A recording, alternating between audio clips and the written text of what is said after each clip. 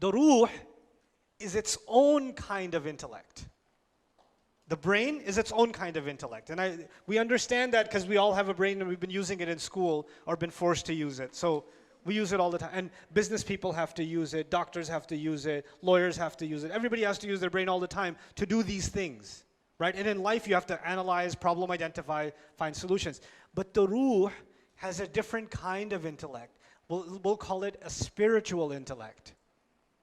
The Quran describes the ruh's intellect as the heart. The term in the Quran for the spiritual intellect is what? The heart. So when people don't use their spiritual intellect, Allah says, لَهُمْ قُلُوبٌ لَا يَفْقَهُونَ بِهَا. They have hearts they don't understand with them. Listen to this. They have hearts they don't understand with them. And someone who doesn't understand the difference between alam al-amr and alam al-khalq comes to me and says, Ustad, how come it says the heart thinks? The heart doesn't think, the brain thinks. The Quran is wrong about that, biologically speaking. Yes, Sylvester, you are right about that.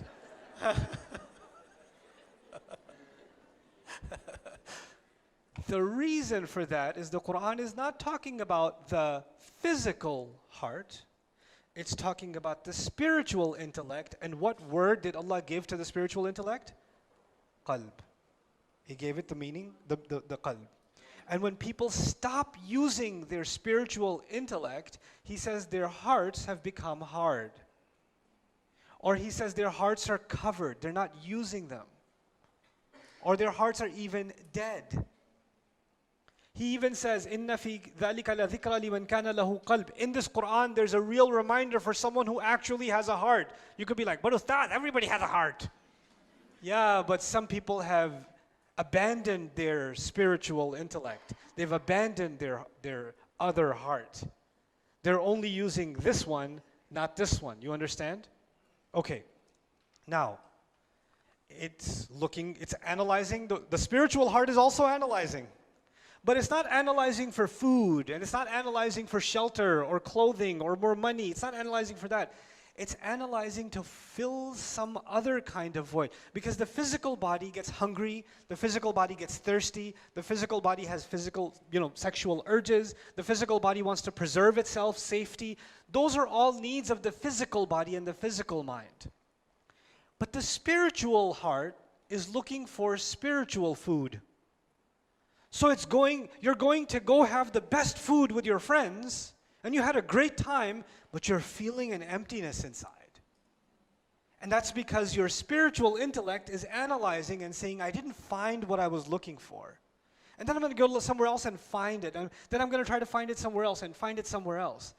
You guys should look up Abdullah Rothman if you don't know who that is. Abdullah Rothman, R-O-T-H-M-A-N.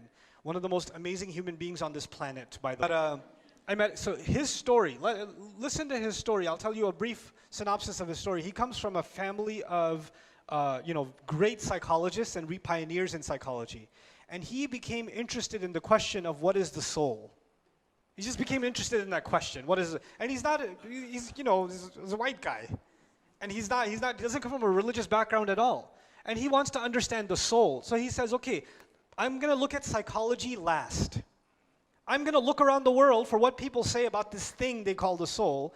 So he spends time in a Hindu temple, living with a pandit, dressing like them, eating like them, like the whole 9 yards for a while, a year or more. Then he goes to some shaman in Jamaica and lives in the woods and fishes with a spear and lives among them. Then he spends time in like a Jewish seminary, and he spends time in the church, and he all over. Like, he didn't just go study this stuff. He wanted to get into their spiritual practices, their culture, wanted to understand it from the inside. And he was kind of all done with everything, and he came back to do his master's in psychology.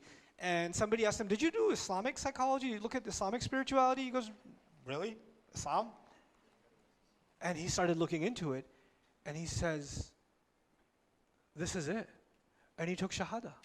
And he's head of the Islamic psychology program at Cambridge Islamic College. He studied under a sheikh in Sudan. He got married in Sudan.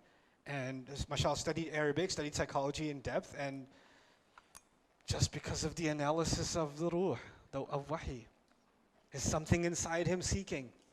This is something Allah gave inside every human being. Some people are able to silence it more than others, right? But it's inside.